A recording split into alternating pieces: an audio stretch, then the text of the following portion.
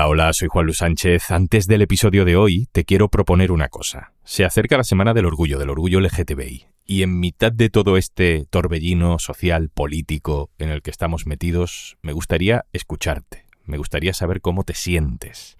Mándanos una nota de voz, cuéntanos tu historia, tu experiencia, tus sensaciones. Cuéntanos si notas más homofobia, transfobia, bifobia, odio en la calle, o si vives con más miedo o escuchas comentarios que se habían superado. Tus trucos para el día a día. Con las notas de voz que nos mandéis, haremos un capítulo de un tema al día. Tienes un número de teléfono al que nos puedes enviar esas notas de voz. Apúntatelo. 699-518-743. Te lo dejo en la descripción del episodio, no te preocupes si no puedes tomar nota ahora. 699-518-743. Te escuchamos y lo compartiremos para pensar juntos. Venga, vamos con lo de hoy.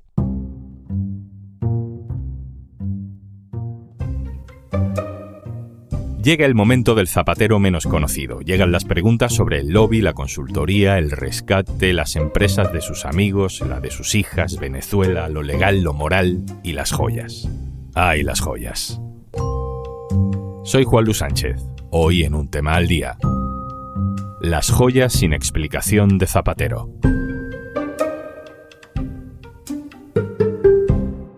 Una cosa antes de empezar. ¿Sabías que Kit Digital ha llegado a más del 92% de los municipios de España? Te cuento más al final del episodio.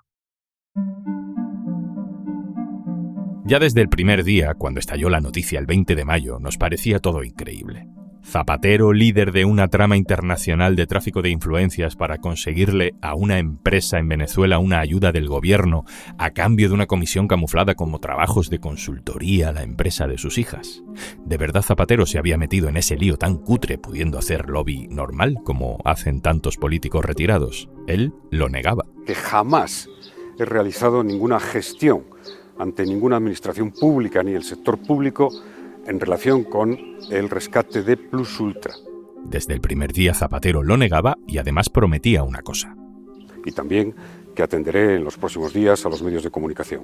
Pero pasaron los días y el expresidente no dio ninguna explicación. Y entonces pasó algo que transformó la incredulidad, la duda, el silencio en desasosiego. Las numerosas fotos con más de 50 joyas que se encontró la policía dentro de una caja fuerte que estaba oculta en el despacho de Zapatero en Ferraz, una serie de... La policía había registrado el despacho de Zapatero buscando papeles y se había encontrado dentro de una caja fuerte un montón de joyas y de relojes y de otro material de alto valor. Las fotos policiales se filtraron rápidamente. La imagen nos llegaba ya fotocopiada en blanco y negro, pero los collares aún así impresionaban. Tranquilidad, decía el entorno de Zapatero, es herencia familiar y algún regalo institucional de algún viaje. Pero en total todo nos suma más de 50.000 euros. Joyas que tienen un valor de entre 30 y 50.000 euros. Estas cifras las tuvimos que escuchar por boca de un consultor de comunicación de confianza de Zapatero, Luis Arroyo, que daba la cara por él. Zapatero no solo no salía ante los medios, sino que solicitó retrasar su comparecencia ante el juez. Hoy sabemos que, según una tasación independiente, esas joyas no valían ni 30, ni 40, ni 50.000 euros. Están valoradas en 1.300.000 euros. Que hay un collar de oro blanco de 18 quilates cuajado de diamantes y con 2 esmeraldas procedentes de Zambia. Que hay más piezas como esa, con diamantes, de origen tailandés. Otro collar de oro blanco, lleno de brillantes, que por separado valen más de 100.000 euros. Hablamos del mismo Zapatero que en sus años de gobierno aprobó los primeros códigos de transparencia, buen gobierno y declaración de patrimonio por parte de los cargos públicos. Que ser socialista es normalmente tener muy poco y estar dispuesto a dar mucho. Mañana está prevista por fin la declaración de Zapatero ante el juez Calama. Ya no lo hará imputado, que no es poco, por tráfico de influencias o por hacer unas facturas falsas para encubrir un supuesto lobby irregular, sino que ahora se añaden 2 imputaciones más: contrabando y delito fiscal. ¿Qué podrá decir que pueda recomponer su imagen y su futuro judicial? Marta Barandela, hola. Hola, Juanlu. Marta Barandela es redactora jefa de política en eldiario.es y saludo también a Álvaro Celorio, compañero de la sección de Economía. Hola, Álvaro. Hola, ¿qué tal, Juanlu? Por mucho que toda esta historia empezara por plus ultra, es inevitable fijarse en las joyas, empezar por las joyas, porque entender si hubo o no hubo trama para el rescate de la aerolínea, bueno, eso es complejo en los detalles, pero que te aparezcan unas joyas aparentemente extranjeras en la caja fuerte, simbólicamente es muy sencillo de entender, es demoledor. Álvaro, cuéntanos de qué joyas estamos hablando, qué joyas se han enviado a tasar y que han resultado ser una fortuna en manos de Zapatero. Bueno, ese ajuar de 1,3 millones, ¿no? Muy por encima de la valoración inicial que se nos trasladó, lo que más destaca es ese collar inmenso de oro blanco de 18 quilates con diamantes, 2 esmeraldas que proceden de Zambia y que la joyería Ansorena ha tasado en 278.000 euros. Es una bestialidad, es una joya de altísimo valor. Otro collar también de 18 quilates, este caso con diamantes tailandeses, está tasado en 220.000 euros. Hay otro collar, también con rubíes, por valor de 155.000 euros, pero también hay que sumarle pulseras, sortijas, pendientes, todo ello valorado en decenas de miles de euros. La pregunta es evidente. ¿De dónde ha sacado Zapatero más de 1.300.000 euros en joyas? El expresidente sigue guardando silencio, de hecho quiere retrasar su declaración judicial de esta semana sobre este asunto para, dice que recopilar información sobre las joyas.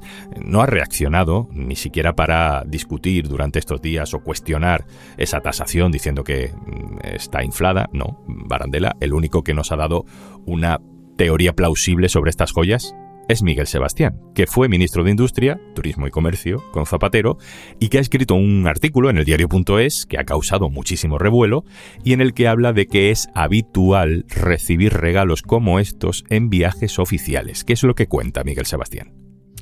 Miguel Sebastián utiliza un ejemplo personal, que es explicar un viaje que realizó con su equipo a Arabia Saudí, en el que efectivamente le regalan una cartera en la que a posteriori descubren que iban también varios tipos de joyas.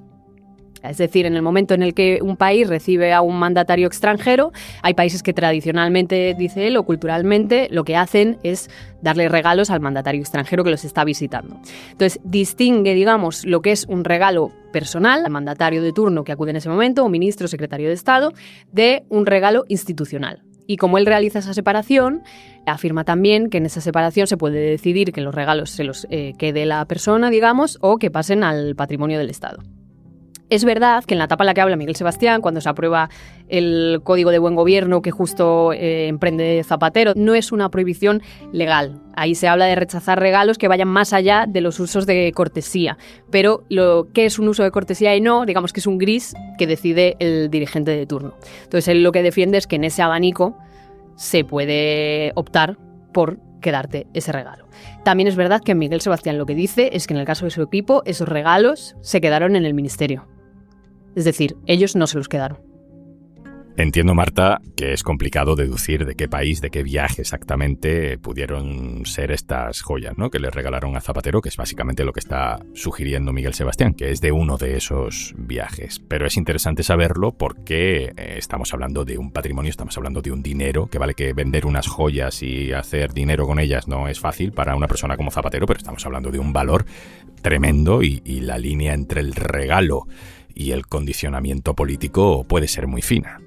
Claro, en este momento todo lo que sabemos, en realidad de manera oficial, viene de la declaración que hace Gertrudis Alcázar, que es la secretaria de Zapatero. Lo que le cuenta en el momento del registro del despacho de Zapatero es que esa caja fuerte tenía joyas procedentes de viajes de Zapatero al extranjero y otra parte de la herencia familiar de Sonsoles Espinosa, la mujer de Zapatero. Y otra parte, ella dice, regalos de viajes.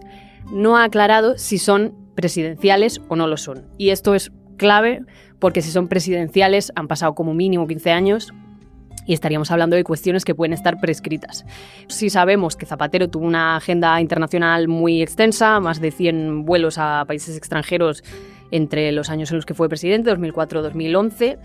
Sí sabemos que Zapatero visitó muchos países como Marruecos varias veces, Arabia Saudí en 2009, Qatar y Emiratos Árabes Unidos en 2011. Hay varias pistas por ahí. Álvaro, en las nuevas acusaciones del juez, lo hemos dicho antes, tras tasar las joyas, hemos leído la palabra contrabando. ¿Por qué esto puede ser contrabando? Bueno, lo que explica el juez Calama es que ahora mismo hay una falta de documentos que acrediten que se han pagado los derechos arancelarios o los impuestos especiales a la hora de que entraran esas joyas en el territorio de la Unión Europea. Por eso hace esa investigación, ¿no?, para investigar un posible delito de contrabando. Pero eso solo se produce si se demostrara que las joyas se han introducido en España sin pagar los impuestos correspondientes. Como el juez desconoce cuál es el origen de estas joyas, abre esa investigación. Políticamente, ya lo hemos dicho antes, no da igual de dónde salgan las joyas. No es lo mismo que sea una herencia familiar o que te lo haya dado el rey de Marruecos o el jeque de Arabia Saudí, ¿no? Jurídicamente, ¿cuál es la importancia de cuál sea el origen de estas joyas? Mira, estos días hemos estado hablando con expertos en derecho tributario, con asesores fiscales, con inspectores de Hacienda, y todo lo que nos cuentan es que ese origen es fundamental porque no es lo mismo recibir una herencia de un familiar que recibir un regalo de un jeque árabe. Todo va canalizado a través del mismo impuesto, que es el impuesto de sucesiones y donaciones. Pero claro, este es un tributo que es progresivo, depende cuánto pagas, no solo de las cuantías, sino del grado de parentesco que exista entre la persona que da y la persona que recibe. Entonces, ahí está la clave, ¿no? Si estas joyas proceden de una herencia, la deuda con Hacienda será inferior a un regalo procedente de un jeque árabe o de cualquier viaje oficial que realizara el expresidente. Y además también es muy importante aclarar el origen, pero también el momento temporal. ¿Por qué? Porque las deudas con Hacienda prescriben pasados 4 años desde el momento en el que se tendría que haber declarado la recepción de estas joyas.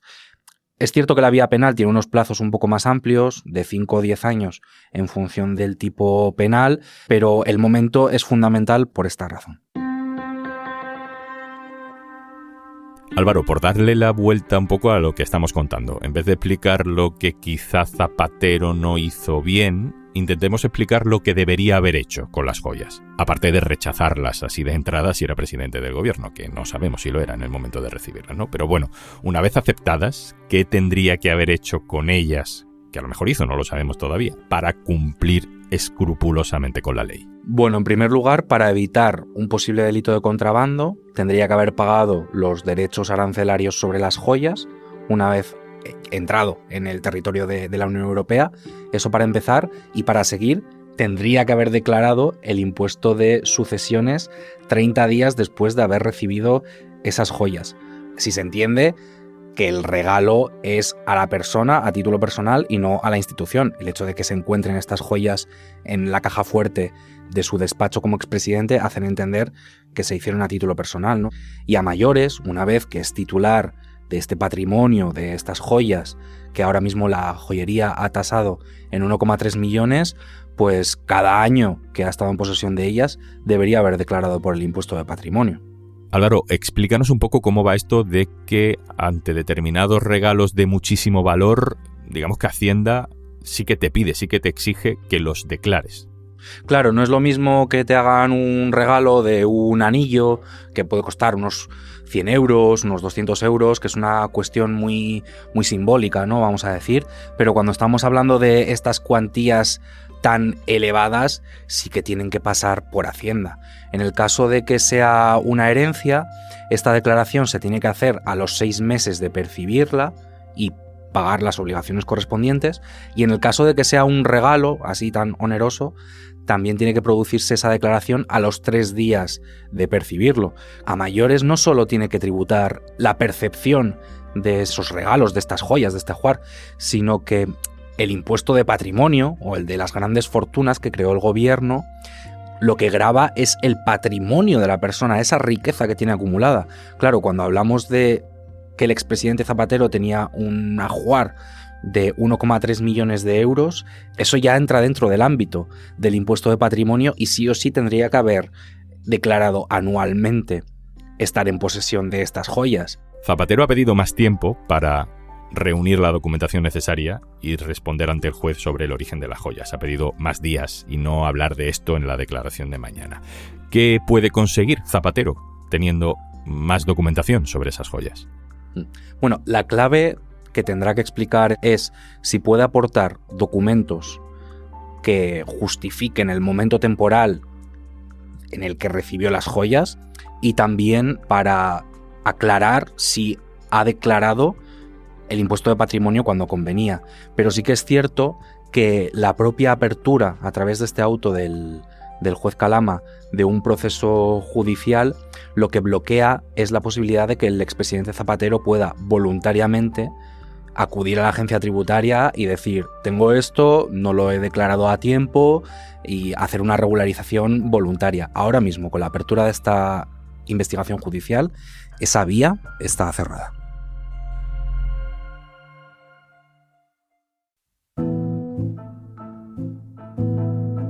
La última, Marta. Estamos a las puertas de esta declaración que llevamos esperando más de 15 días y la sensación es que Zapatero va a tener que explicar muchísimas cosas porque desde el minuto 1 siempre ha dicho que no tiene nada que ver con Plus Ultra, que no hay nada irregular ni mínimamente cuestionable en su comportamiento profesional y sin embargo hay muchos indicios que le comprometen.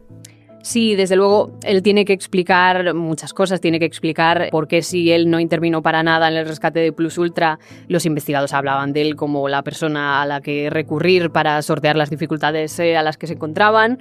Tiene que explicar los pagos recibidos por la empresa de marketing de sus hijas, tanto de Julio Martínez Martínez, que es su amigo personal, como sabemos, y que también sabemos que a Julio Martínez Martínez a su vez le pagaba Plus Ultra. También la relación de esa empresa con los dos hermanos venezolanos que tenían una sociedad, según cree la investigación, que no tenía ningún tipo de actividad real. Y bueno, lo tercero que hemos hablado, toda la explicación sobre las joyas que se encontraron en su caja fuerte, que no está vinculado con la otra parte de esta investigación, pero que también tendrá que explicarlo, sí. Es decir, ahora mismo hay muchas más incógnitas de las que teníamos cuando Zapatero sale por primera vez en ese breve vídeo a decir que él ha tributado todo correctamente y que no tuvo ningún tipo de papel sobre el rescate de Plus Ultra. Es posible que Zapatero en este momento tampoco quiera declarar, sobre todo porque todavía no sabe cómo va a acabar eso, porque el juez no ha acabado de responder a eso. Él puede no dar explicaciones. Marta Barandela, compañera, muchas gracias. Muchas gracias a ti, Juanlu. Álvaro Celorio, compañero, gracias a ti también. Muchas gracias, Juanlu.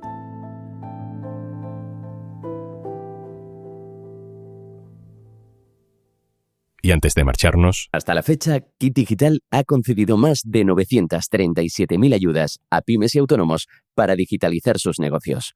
Kit Digital es un programa del Gobierno de España gestionado por Red.es, entidad adscrita al Ministerio para la Transformación Digital y de la Función Pública a través de la Secretaría de Estado de Digitalización e Inteligencia Artificial, que cuenta con la Cámara de Comercio de España como entidad colaboradora. Kit Digital está financiado por la Unión Europea a través de los fondos Next Generation EU, en el marco del Plan de Recuperación, Transformación y Resiliencia, cuyo objetivo es impulsar la digitalización de pymes y autónomos de todos los sectores.